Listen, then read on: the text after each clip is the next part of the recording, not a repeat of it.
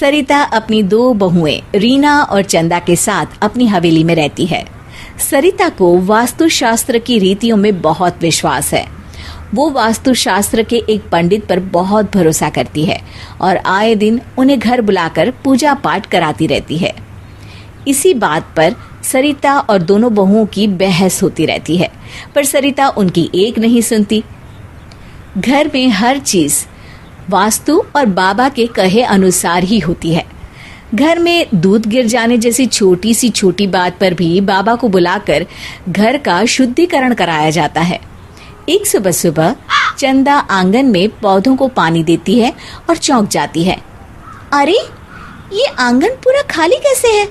जो बगीचा ढेर सारे गुलाब के फूलों से भरा था, आज यहाँ एक भी गमला नहीं है। कहीं घर में चोरी तो नहीं हो गई? चंदा घबराकर सरिता को आवाज लगाती है। सरिता दौड़ी दौड़ी बाहर आती है। अरे क्या हुआ बहू? पूजा पाठ के समय में ये क्या शोर मचा रखा है?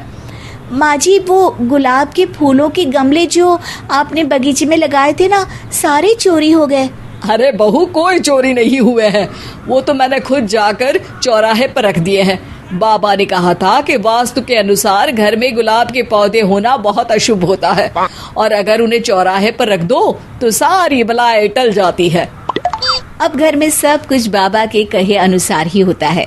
घर की बहुत सी चीजें कुछ दान कर दी गई है, कुछ चौराहे पर पड़ी हैं, तो कुछ को तो कूड़े में फेंक दिया गया है।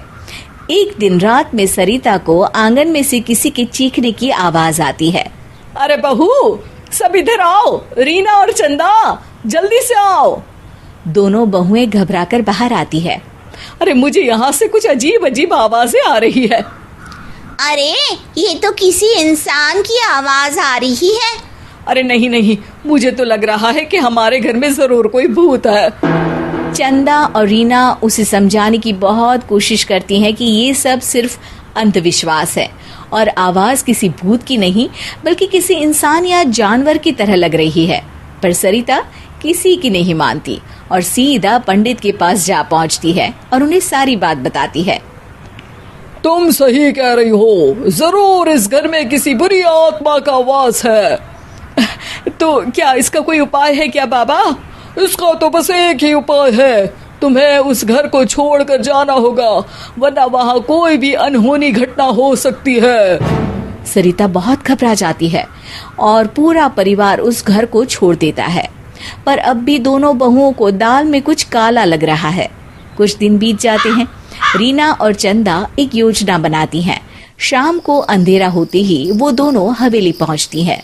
चंदा आगे वहीं खिड़की से और रीना पीछे के दरवाजे से झांक कर देखती है कि वहां तो लाइट चालू है। वो दोनों घबरा जाती हैं और जल्दी से सरिता और आसपास के लोगों को बुला लेती है। वो सब दरवाजा तोड़कर देखते हैं कि पंडित जी, उसकी पत्नी और बच्चे आराम से घर में सो रहे हैं और वो सारी चीजें जो कभी कहीं फेंक दी गई थी या गरीबों को दान में दी गई थी, वो सब वहां मौजूद है।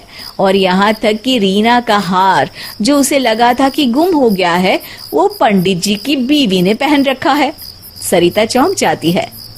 हमें तो पहले से ही शक था कि ये वास्तुशास्त्र के अंधविश्वास की आड़ में ढोंगी बाबा हमसे सब लूट रहा है।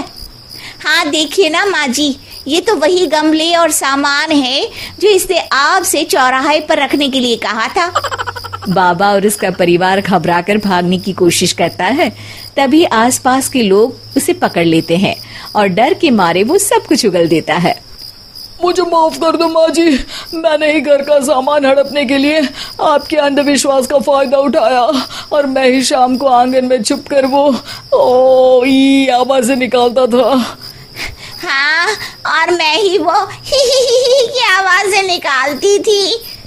बाबा माफी की भीख मांगने लगता है और सरिता को एहसास हो जाता है कि आज तक उसने अपनी आंखों पर अंधविश्वास की पट्टी बांध रखी थी और उसके साथ केवल छल हुआ है। सरिता गुस्से में बाबा की कॉलर पकड़कर कहती है, अब तो पुलिस तुझे मार मार कर तेरी शक्ल का वास्तुशास्त्र बिगाड़ डालेगी। सब हंसने लगते हैं।